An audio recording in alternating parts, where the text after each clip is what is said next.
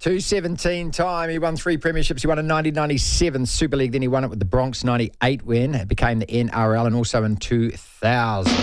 The Raging Bull. Gorden Tallis, welcome back. Oh, it's good to be back. And a good time of year, isn't it, right? It's finals footy time. Well, it doesn't get much better for Warriors fans. 6 games last year. That's all we won. This year, 17, and then a playoff game. And look, one of the most fabulous things is that the team has really captured the country. And for all leagueies, league people, league fans, doesn't matter what team you support, that is great, isn't it? Well, it's even captured our footy shows over here. I said on 360, it's NRL 360, and the Warriors, dare I say it, I've only sat in the seat for half a year. They didn't really come on our agenda, but they've dominated lately. Whether Andrew Webster is, the best coaches, he get Dally M Coach of the Year. The Shaun Johnson win the Dally M medal. Does Addin Fonua-Blake win front row of the year? So they're certainly capturing some headlines over here, but they've had a fantastic year, and the game's really appreciated it because through the COVID period, they were living on the central coast of New South Wales. They moved to Redcliffe, and like a lot of those guys sacrificed a lot, just away from their families. And I know they're paid to play rugby league and all that kind of stuff, and they're professional athletes, but it's still a sacrifice that they gave our game. So it's so good to see that they're having a lot of success at the moment. We were talking to David Morrow yesterday from the Continuous Call team, and he reminded us. Yep. He said there's a lot of affection up in Queensland for the Warriors because of the time that they have spent in places like Redcliffe and that, and the locals really warm to them. So I don't know how many Warriors fans are going to make it in there. The Breweys, the Brisbane Kiwis, heaps. There you go. Heaps, right? So my wife's on the board of the Gold Coast Titans, so we go there, and I definitely know 100% that it's our biggest crowd, unless we're playing the Brisbane Broncos, which is just down the road. It's only 80k down the road, so obviously that's the biggest crowd, Broncos versus the Titans, because Broncos fans just make the track. But the Warriors is the second biggest crowd, so you would think that they're going to get a fair bit of support. If they could get a ticket, I know they go to members first. That's what happens in the final series over here, that when you get a home final, that the Broncos members would have had first choice to get the tickets. But it'll be fair to say there'll be a lot of support for the Warriors there as well, because no one dislikes them, right? Everybody loves their style of footy. Everybody appreciates what they've, done for our game for a long, long time. Gorden, just before we get on to sort of man for man and who's the better team and the momentum and all of these questions I want to ask you, we were playing yesterday. We went back to the very first interview we did with Andrew Webster, and it was a stand-up press conference back in January when it was pre-season training. And one of the questions I asked him was about Shaun. And at that stage, he didn't know that Shaun was going to be the starting halfback. And he said, look, he's in the mix with 3 or 4 others, and if he plays well, he'll keep the jersey. So it wasn't, it wasn't as though it was actually right at the very start that he knew that he was going to light the litmus paper with Shaun. No, well, because Shaun Johnson, like we all look at his highlight reel, and it was a bit like Benji Marshall, but, the substance is, doing what your team needs you to do. So for the rugby fans, it's a bit like Carlos Spencer, they got this amazing highlight reel, but, in the end, they weren't getting the job done, right? Where Shaun Johnson this year is what they call playing the long game, and it's pretty much putting your team first, and it's been absolutely outstanding what he's done. He's so they call it the game management, but his game management and putting his team in great positions to build pressure has been absolutely outstanding. And he played at Cronulla, he spent some time over here, and and that's the chat that he probably didn't have the seasons that he would like. And last year at the Warriors, like as you said, they didn't, they won a handful of games, and it comes down to your halfback to put you in those winning positions. And this year's just been a total turnaround. It's been the best year I've ever watched Shaun Johnson play. So it's a credit to him. He looks settled. He looks happy. And, I suppose when you get older and you lose that speed and you can't do the things that you normally do, I suppose you rely on your teammates a little bit more. So maybe the penny has dropped for him. I can't wait for the first couple of hit-ups where Payne, Haas and Addin Fonua-Blake yes. I'm going to be so great, mate. I'll have a first beer.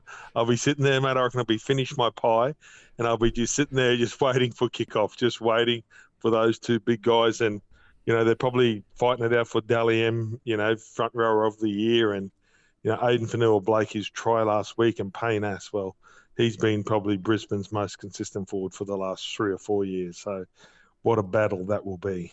Yeah, I know that Sean's probably most people's favourites, but Addin is my player of the year. You need a Sherman tank, and the team runs off your back. And it's his consistency, and it's his metres after contact. It's wild, mate. It's about 80 a game, 200 metres a game, 80 after contact. That's beast mode, isn't it? Yeah, well, it is. Well, he's just so thick, right? So he's got this huge bit of force, and he's got late footwork. He's got a pass. He's got a great footy brain on his shoulder. So he's such an intelligent player as well. Like that try he scored last week, seriously, he didn't even have to step. He would have barged over that guy.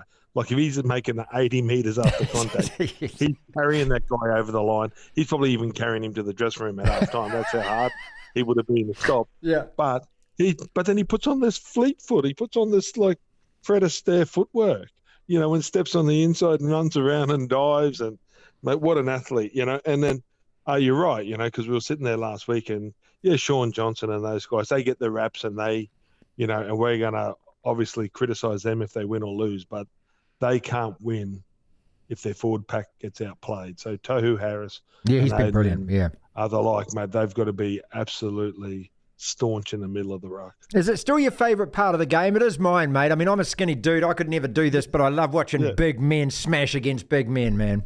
Absolutely, it's the part of the game that I love. It's the part of the game that I played in, and. I love the skills. So, what happens is, right, we all start out. So this is my theory. We all start out as a halfback. But every time we pick the ball, right, we want to be that pretty little guy on the field. We want to be the Dan Carters. We want to be the Sean Johnsons. And as you get slower and older and you can't kick and you can't pass like them, they just keep on moving you in. It's a bit like everybody wants to run in 100 metres. Yeah. Right? Yeah. But some of us have to be marathon runners. Right. So basically, mate, no one wants to run a marathon to get a gold medal. They want to run 9 seconds. That's it. Not like 9 hours. So, yeah, but you know what? It's mate, it should be a great clash. And over here, it's buzzing.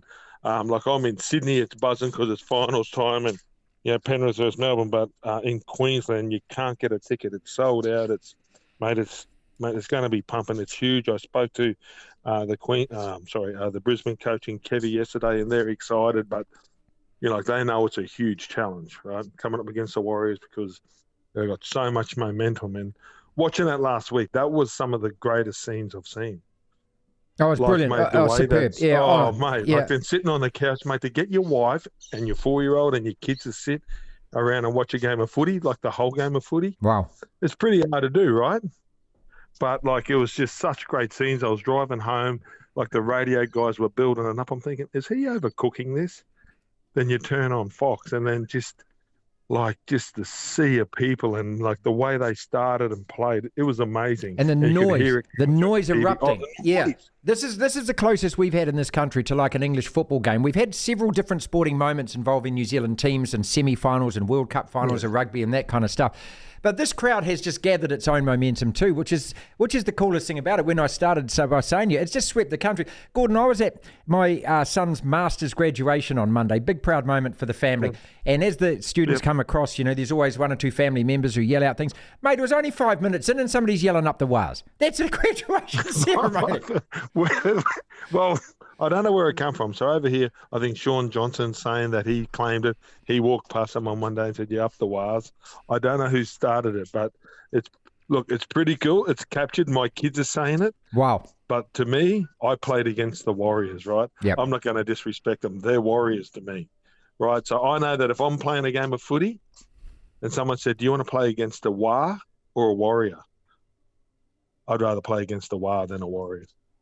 Gorden Tallis is with us, absolute legend of the game. Let's not forget, and we got to temper everything about the Warriors with the fact of who we're playing. This Brisbane side isn't there because they've just landed there. The two best sides in the comp all year are Penrith and Brisbane, and I am a great respecter of consistency, of where you finish on the points table, and I go back to the way that your team smashed the Melbourne Storm in that opening game. Yes. So we have to go up a level above Newcastle. That's what I'm thinking.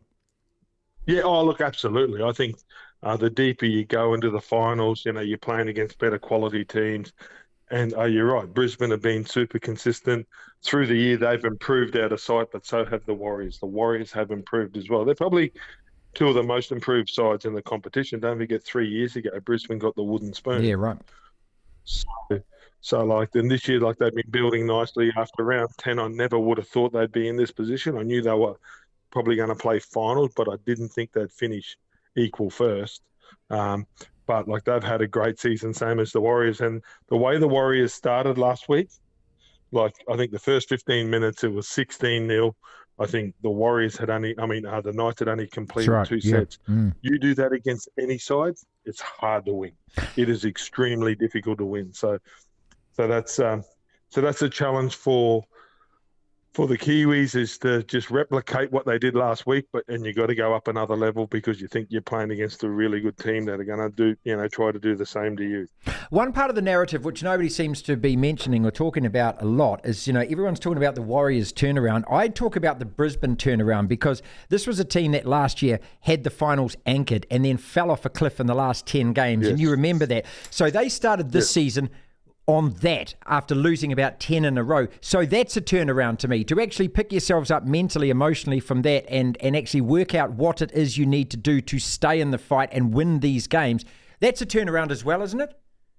Yeah, well, one of it is a bit of belief, and with Kevy Walters here to get a bit of here to get rid of a bit of dead wood, and they had a really tough preseason. So maybe last year, because if you got to beat the best, you got to train like the best. And maybe, they just sort of fell away like at training. So they trained really hard. By the end of the year, they probably run out of steam, which was good. But then they knew the standard that they had to set at preseason training. So they had another tough off season, and it's put them in good stead. And, they got through the state of origin period, and everybody was expecting the wheels to fall off, and, they started to get the wobbles, but they've been absolutely outstanding in the back end of the year. And, it's a great final series. And you know what? The National Rugby League, we got three different states. So we got Victoria, New South Wales, Queensland, and 2 countries in our final series. Brilliant, so it's absolutely outstanding. When everybody thought, so this game is growing super fast, and, it used to be New South Wales Rugby League that the Broncos and the Warriors probably joined, and now it's the National Rugby League. And, in this short amount of time, we're, having a final series like this. 2 quick questions. We'll let you go, and we thank you so much for your time. So Penrith versus Melbourne, call that one for me. I mean, Penrith, if Nathan Cleary plays, they have to go in massive favourites, don't they? Yes, yeah. Look, Nathan Cleary is playing. He did jar his finger. There was no medical. When they say medical staff, there was no doctor. So the physio put his finger back in. So basically, it was just a dislocation, and then he just went to get scans to make sure structurally that there was no damage. So he was fine. He's absolutely fine. Luai's the one playing with a sublux shoulder. I'm not sure whether it's going to be 100%.